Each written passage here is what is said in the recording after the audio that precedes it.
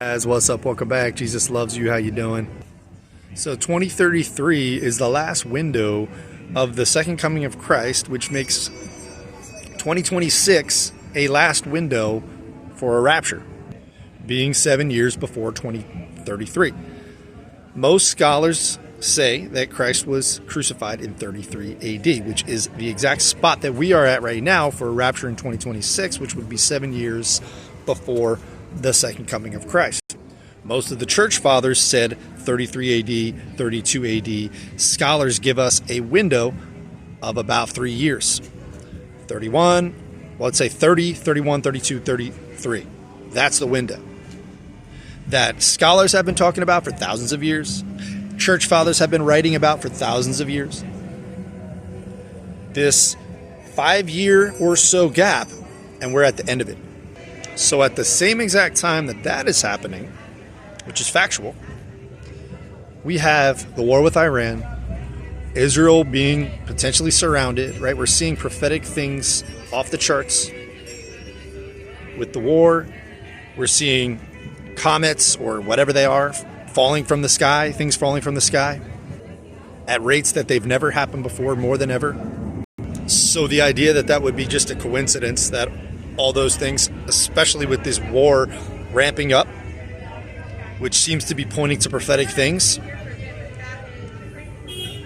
that happening right at the same exact time where we're 7 years out from the 2,000 year potential return of Jesus from his crucifixion in 33 AD, right? Because we've already passed the 30, the 31, the 32, and the rapture didn't happen. So he wasn't crucified potentially in that area. 33 AD is the last window. We're in that last window time right now. This is the biggest rapture watch time we've ever seen, ever. If it doesn't happen, a lot of our numbers and things that we're looking at fall apart. Because as I said, there's no other window. This is the last one. So how does this line up with this crucifixion of Christ, 2,000 year, etc.? Which is the idea of the Millennial week, which the church fathers taught also. This idea that the earth would last for 6,000 years of sin. Jesus would come in his second coming at the end of the 6,000th year, or the 6,999 years, etc., whatever. The very end of the 6,000th year, and at the beginning, he would initiate the start of the 7,000th year, which would be 1,000 years of peace. I was just watching a horror movie, and they were talking about there was a satanic cult, and they were waiting for the Messiah, essentially, right? The one who brings the light. They were waiting for Lucifer, the antichrist, to come onto earth. And they said that when he came, he would establish 1,000 years of peace. He would have a 1,000 year reign. So this is an idea in the New Age world, that there will be a Maitreya figure. Buddha will come, Krishna, or the new Acharya in the Hindu movement, the Mahdi in the Muslim movement, and the Christian movement would be the second coming of Jesus. And he would rule for 1,000 years. This is what all these groups are talking about. The Satanists, the New Agers, even the Christian nationalists with the Dominionist era, the Golden Age, right? It's all the same stuff. It's Lucifer. So this false peace, this 7 year peace, is going to be established by Lucifer. It will not be 1,000 years. But Jesus will come potentially 2,000 years after his crucifixion, which it mentions in the Bible. In 2 years I will raise you up. 2 denarii was given to the Samaritan to stay in the inn before they left. A day with the Lord is 1,000 years, and 1,000 years is a day. Be not ignorant of this one fact, Peter tells us. The prophetic key. There's 6 days of work in a week, and then 1 day of rest. 6,000 years of human history, of sin, 1,000 years of true peace and rest with Jesus the Messiah. Only one Messiah. It's not Lucifer. Lucifer will not establish 1,000 years of peace. He will establish a semi-peace, and this is something that I've been thinking about, guys, because a lot of times people teach that the 7 years of tribulation, the first 3.5 will be good, and there will be peace, and the second half will be bad. I don't really see that. From what I see, you have the rider on the white horse being released, which most people think is the Antichrist. That's the opening of the first seal. And boom, right from there, you have bad things, right? You have the second seal, of war. You have the third seal of famine, etc., etc. It gets worse and worse. I don't see any peace in that period. Right? Now, Daniel talks about the prince who is to come will form a covenant with many for 7 years. That's the 7-year tribulation, we believe.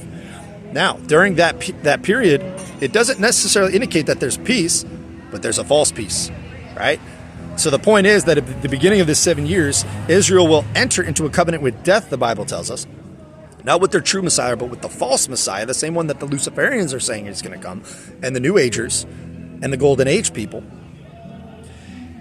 That covenant will be entered into, and in the midst, 3.5 years in, he will step into the temple, put up the, well, that seems to be what indicates, because it says that he puts an end to sacrifice.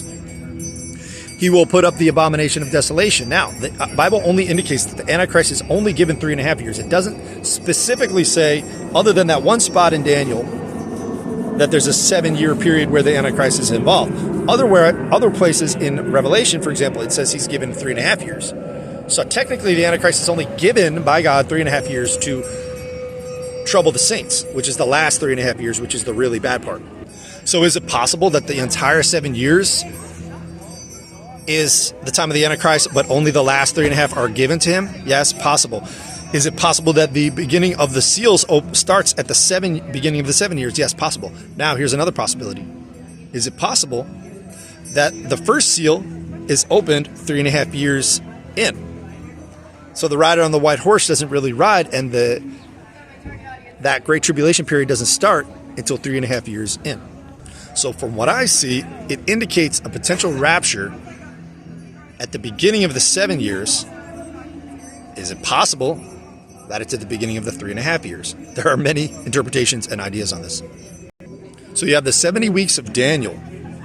When Daniel is told 70 weeks, which are prophetic weeks, which are years, are determined for your people, to seal up dreams and visions, to bring in everlasting righteousness. Now we know that hasn't happened fully yet. That will happen with the time of Jesus in the 1,000 years of peace. So the 70 weeks prophecy of Daniel specifically tells us the timing of when the Messiah would come. So you have from the decree to restore and rebuild Jerusalem until the coming of the Messiah would be 483 years. That happened. So most people place that, most Christians and people who study this place that at Palm Sunday of 33 AD, which is where we are today. That's today. The 10th of Nisan in 33 AD. So it tells us that from the decree to go and rebuild and restore Jerusalem, not just the temple, but the entire city, until the coming of the Messiah would be 483 years. Now, before that, we also is given the time where the city would be rebuilt, and that lands also.